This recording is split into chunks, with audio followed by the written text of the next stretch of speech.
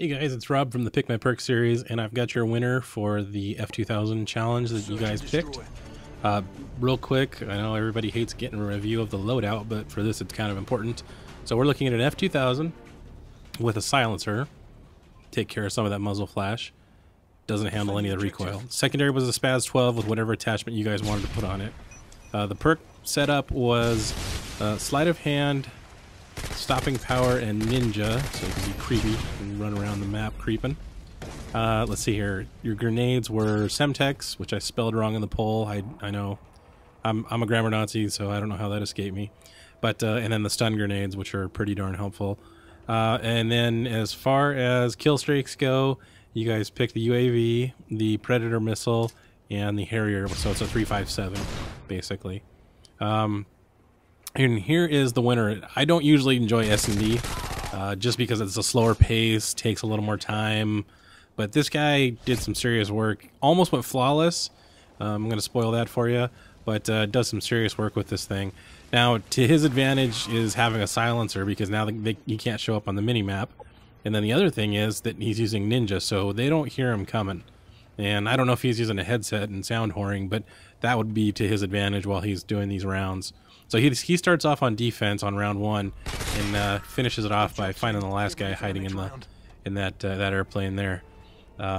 Gets the round winning kill with the F2000. And if you saw the way he started off that round with a long shot with the F2000 like cross map, which was pretty sick in my opinion. So it was well done. Let me see here. So we're gonna start off the next round, and they're noob tubing and whatnot, so he knows to get out of the way. Obviously in an S&D round that could be really bad because you only spawn the once. So he's going to call on the UAV, try to see what he can find, and see if he can pick anybody up. But mostly he's just patrolling the back end of this map, you know, especially on defense. There's no need to be too aggressive. You know, you can let them come to you with the bomb, and let them come to you to hunt you down. Drop shot, and he gets the Predator missile. And wait till you see what he does with that Predator missile. That was... here we go. It's pretty impressive. Thread the needle, and he gets the guy. That's impressive to me. So anyways, still flawless at this point. Waiting for the next guy. And again, this is the thing that I don't like about S&D. It's why I never play it. It's just because it's so slow paced. Nothing against it. If you guys enjoy it and are good at it, my hat's off to you. I can't seem to do it. You got to sit and wait a lot more than I like to. So especially on this map, it's a little smaller, so it's easy to track everybody down. Not like Overgrown or something like that, where you'd have to sprint across half the map to find somebody. Especially in an S&D match, that'd be terrible. So still waiting. And what we're gonna do is we're gonna creep up over here, and of course the guy planting the bomb doesn't hear him because he's running ninja. So that works out well. Alright, let's move on to the next round after we look at, again, our round winning kill. Hayabusa712 is the guy's name. Good job. Alrighty, again, they're noob tubing. No big shock, right? They're going to be launching everything across the map they can. Hopefully get one of those one-off across the map kills. And he brings in the Harrier to do a little bit of work for him. Gets a couple guys gets one guy with the first strike of the bombs that it brings in. But doesn't get, if I recall, it doesn't get any kills with it after that. Probably a bunch of guys running Cold-Blooded, which is the Modern Warfare 2 equivalent of Ghost, which we all know and love.